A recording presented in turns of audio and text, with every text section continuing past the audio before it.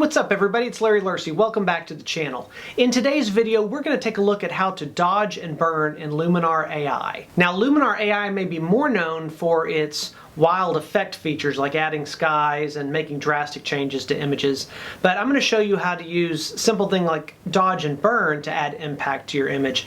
Now, there's multiple ways of doing dodge and burn. For example, even just in Photoshop, you can just use the tools directly. You can do them on a gray layer. There's a lot of different ways to do them, and so I'm going to show you two different ways to do them in Luminar AI. One a little more simple way, one way a little more complex that has a little bit of different pros and cons to it. So I'm going to give you a few different options of how to do it. If you don't already have Luminar AI, there is a link down below where you can go to the website and check it out. I'll even give you a discount code here in the video of how to get a lower price on the software if you decide you want to buy it. By the way, if you haven't already done so, please take a second to subscribe to the channel. As you may know, my goal for 2021 was to reach 1 billion subscribers. I'm still like 999 million short, so long way to go, but we're going to get there eventually. So, without any further ado, let's roll the intro.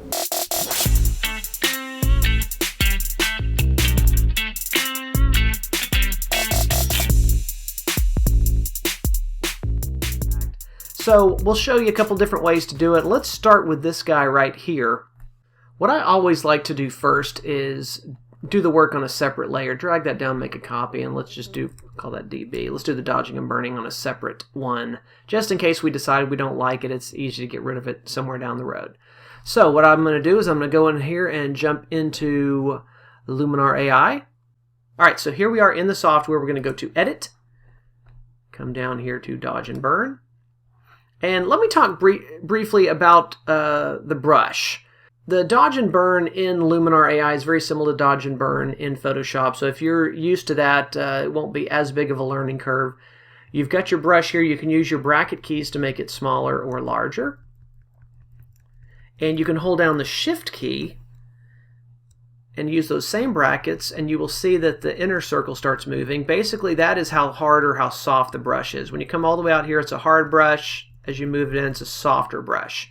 You always want to use a softer brush when you're doing dodging and burning because it's going to give you not as distinguishable lines. You don't want a straight line going through your image. You want it to just soft and taper off so it looks more realistic. When I'm doing this, I'm usually going to be using my Wacom tablet. I'll put a link in the description of which tablet I use, and if you want to check out something like that. I think it really helps with something like this when you're doing brush strokes. You can do it with your mouse, but your life will be much easier with a tablet, believe me. So when I'm doing this, I'm controlling the tablet with my right hand, the stylus. My left hand is here just riding these bracket keys so I can make the brush bigger and smaller as I'm going. Again, I'm not really messing with the softness. I've got it at maximum softness. So by holding down Shift again and moving to the right with those brackets. So that's how I'm going to set up my brush. So let's come over here and look at the dodge and burn panel. You've got lighten and darken, which operate, they're doing the opposite thing but kind of operate the same way. You've got a brush size here, which is pretty self-explanatory. Strength is how hard it is working. Now the problem with this you've got to watch out for is it defaults here at 50, and as you can see we come through here at 50 and make a line through there. It's way too powerful at 50. Let's undo that. So I am always going to work down here in the 10 range. You can go as high as 12, 13, low as 7 or 8, whatever, but I think 10 is kind of the sweet spot for this tool. Overall amount is just how much it's done of this dodge and burn, so if at the end you decide you've done too much, you can pull back that. We'll take a look at that at the end. But we're going to set to lighten, strength 10, and here's how I would attack an image like this. First, I would look at the areas that would normally be coming out toward the camera, the forehead, the cheeks, the nose, and so I would get a bigger brush and just do a little bit of a swipe through these areas, just like this. Here at the end of the nose. If the chin was showing, I'd do a little swipe there on the chin. You could even do this little piece, and you're careful not to do too much. Let's zoom in here a little bit, and I like to do a little bit here under the eyes. Don't get into the whites, just do it here in the iris area. If you get into the whites, it's really easy to overdo those whites, so I recommend almost never messing with those whites like that. If you've got someone who's got a huge vein you need to take out, I suppose you can do that. But just stay away from those whites. It's really easy to mess up. So then what we're going to do is I've got the brush down really small. I'm going to come down to even lower strength. Let's go to 5. And I'm just going to kind of do some wisps through here that follow some of these highlights. It's just going to give them a little more. We'll do this through here. Anywhere you want to just have a little more contrast. And again, we're trying not to overdo it. Don't want to blow out areas, things like that. Back up here. Just kind of hit a few of these little curls like that. And I think that's pretty good. Then we're going to come here to darken. Again, bring that strength way down. There's 9, close enough. And we will come through here and some of the shadow areas, just do a little bit of a pass through there. You could do along the bottom of the beard. You're kind of accentuating areas that are already in shadow. You could do the same with a small brush down through here. You could even come in here and do a little bit on the pupils. And you definitely probably want to brush the eyebrows a little bit, darken those. Kind of just taper that in a little bit. Same thing that we did up here with the hair. You can go to a small brush and you can drop that down again to 5 or so. And just some of these shadowy areas in the hair. You can see it's very subtle. You almost can't really see it. And I think that's what you're hoping for, really, with just about any of this retouching you're doing, is where it doesn't really look like you've done anything until you see the before and after. See, I think I did a little bit too much through there. So what we would do is come here to this erase tool. And I would probably just kind of come through and take back a little bit of that off the mouth. Just like that. Now, let me zoom back a tiny bit. I would probably also, while I am in here, go ahead on darken, keep the strength. I'd probably go back to about 10. Get a big brush, and this is a chance you could do a little bit of vignetting. I'm not as interested in, especially like this shirt. Probably try and bring that down a little bit. Some of these edges. Don't want to be a ton, but while we're in here, I'd probably just do a little bit like that. Now, it is worth noting that you can switch between the lighten and darken tools by hitting the X key. So you don't have to come over here every time and keep tapping those. Once you've kind of set them up, you can just hit X to move back and forth between lighten and darken, which is kind of a nice time saver. Then once we think we've got it how we want it, and close that panel up so we can get up here, we've got this little eyeball that you can hold down. There's where we were. So before, after. You can really see here in the face how you've got that much more three-dimensional look in the face. And you could go back and you could do it even more. You could come in there and even dodge out just a touch more in these highlight areas. You could do a little more above the eyes, some of these areas. Pop the cheeks a little bit more. Even there. And then look at our before and after. Really gives it a nice 3D feeling with not too much work. Now, you can, by the way, come back down here to dodge and burn and look at this overall amount. And this is where you can come back and dial that all the way down so it completely goes away. So if you think, you know what, I went a little too far with all this, let's pull it down to 88%, something like that. And that looks pretty good. And so there, again, if we come back up here, we'll use the side-by-side this time. You see, from that to that. Definitely has, to me, a little more depth to it and a little just kind of a glow that you've given him. So we'll go ahead and hit apply. Now again, here's where it's nice having it on this separate layer like this. We'll turn, there's our before and our after. I would recommend saving this and coming back, looking at it the next day, or go have lunch, come back, and then look at it and say, have I gone too far? And then you've still got that ability to mess with your opacity here and bring that back. Okay, so let's try the same technique on this image, and then we'll come back and I'll show you a little more advanced technique with him. So let's bounce over here to give us a different image to work with for a second. We'll make a copy and jump in. All right. Go to Edit, Dodge and Burn. Now here we're going to attack a lot of the same things. And an image like this would take a really long time if you wanted to do a good job with dodging and burning, because there's so many little elements. Let's just kind of focus maybe on some of this stuff right up here in this part of the image, so you don't have to watch me doing this for hours on end. But let's look kind of maybe at these two rocks, starting with our dodging. Let's bring this down again to 12 maybe. I'm going to kind of just do areas that are already light. I'm going to go ahead and make them a little bit lighter. Again, it's easy to do too much with this, but the nice thing is if you do too much, it's also easy to just go back and dial it out. You can see this is showing up a little more than I want, so let's pull that down to 8. Try that.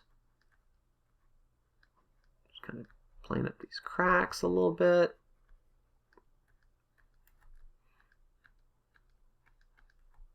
Could even play with this rock a little bit if we wanted to just give it a little more form, because it's very flat. Come back in here to some of these highlight areas.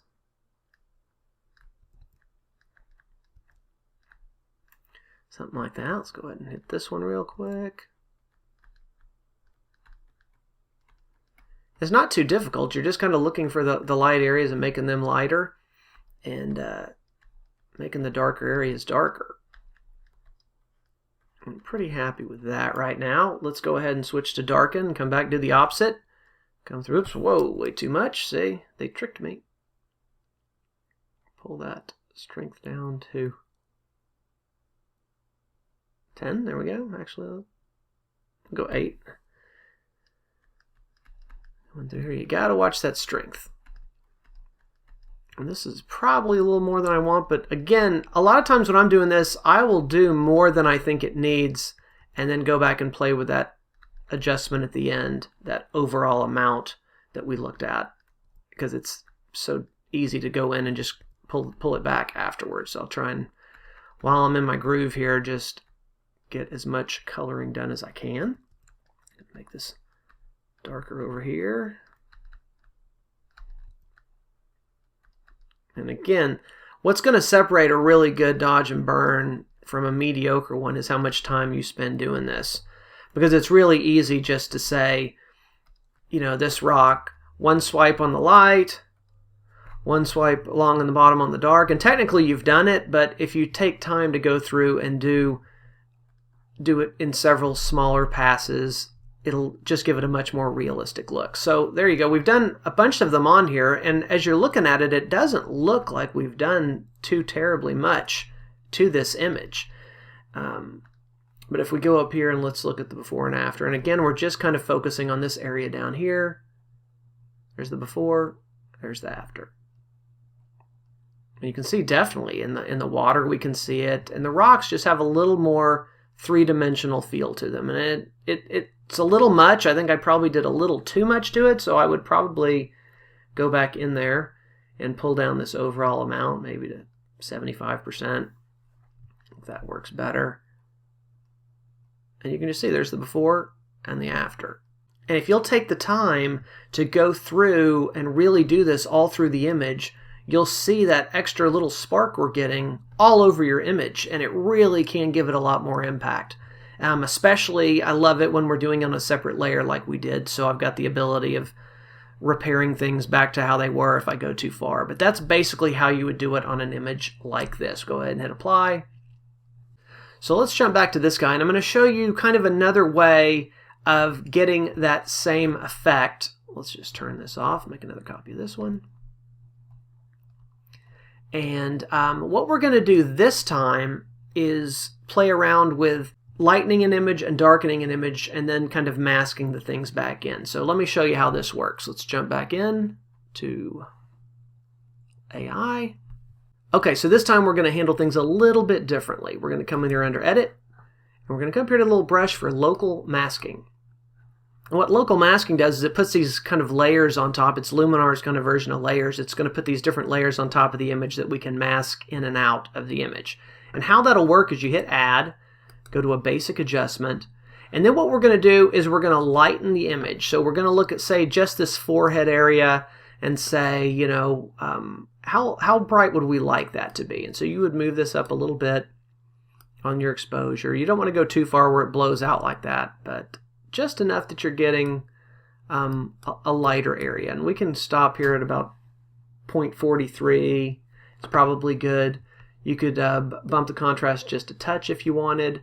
Your highlight slider here will kind of let you protect those highlights, so you can kind of maybe even come up here to more like even 0.7, and as long as we got the highlights pulled back a little bit, it'll protect those. But that's lightened up right up there. You can kind of turn it on, off and on up here to see what you've done. And so we've lightened things a little bit. Let's do a little bit more just so we can see what we're doing. Just like that. Now, what we will do is come in here and click this. If we click on this little paintbrush, it's going to basically allow us to mask. Now, right now we can see everything on here. What I have to do is basically, we'll just tap down here in the corner or something for simplicity. Okay, so now we're only going to see that lightening where I brush it. And so what I will do here is get my softness to 100, bring this opacity down. Let's try it at 16. See, I will slowly start lightening this forehead. Now, the advantage to this, it seems like a little more work than what we did with just the dodge and burn tool. The thing you will have with that dodge and burn tool is it will start to shift your colors. You'll notice, especially bad with skin tones, it will make your skin tones start shifting. Now, with a black and white image like this, not such a big deal because we can go back and be very easy later to go back and correct that by taking out that color. But for something like this, go through, we would do the same thing we're going to do. I'm just going to kind of quickly do it. Very sloppy job, but just to give you an idea of how the process works. We would do that so that we had it how we liked it. Close this up and we add another one, basic. This time we're going to do the opposite. We're going to look at the shadow areas. We drop those down to, say, almost -1. And that's fine for right now. Tab down here in the corner. Then what I'm going to do is the same brush, got my opacity down still about 16. I'm going to come through here and just paint in the shadow areas, just like we did on the last one.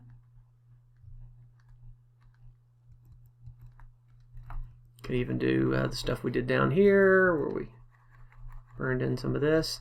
You get the idea. But you would go through, just tell it where you want to paint in those darker areas. Just like that. And here's our before and our after. Basically getting the exact same look or very similar type results, but now we've got the ability to bounce back and forth if we think we need a little more lighten or darken. We just open that one up. Now, unfortunately, you can't label these, so what you'll have to do when you open it is look here at the exposure, because if I'm like, I want to lighten the forehead a little bit more, and I accidentally grab this one, which is negative, it's not going to look how I'm wanting, so got to make sure you kind of keep an eye on that. And so you're going to sit here and look and say, okay, I've got exposure at 0.8, so this is the lighten one. Come through, give it another little pass. And there you go. You just keep going back and forth on those until you're happy with it. You'd hit apply. And then we're back to the same situation. We've got it on its own layer. So there you go. A couple of different ways of doing it. One's a little more direct, one's a little more complicated, but if you're trying to avoid having problems with skin tones, sometimes doing it on the separate layer thing will give you a little bit better control over avoiding those types of problems. But it's going to vary from image to image, so I like to just know multiple ways of doing things so that I can pick whichever one is best for each situation. Let me know what you think in the comments. Would love to hear your thoughts, whether this works for you or if you've got an even better way of dodging and burning learning in Luminar AI. By the way, if you don't already have the software and you want to check it out at their website, you can use the discount code LarryPhoto to get a discount on the software, which should help a little bit. So that's all I've got for this week. I hope to see you again soon. Take care. Bye-bye.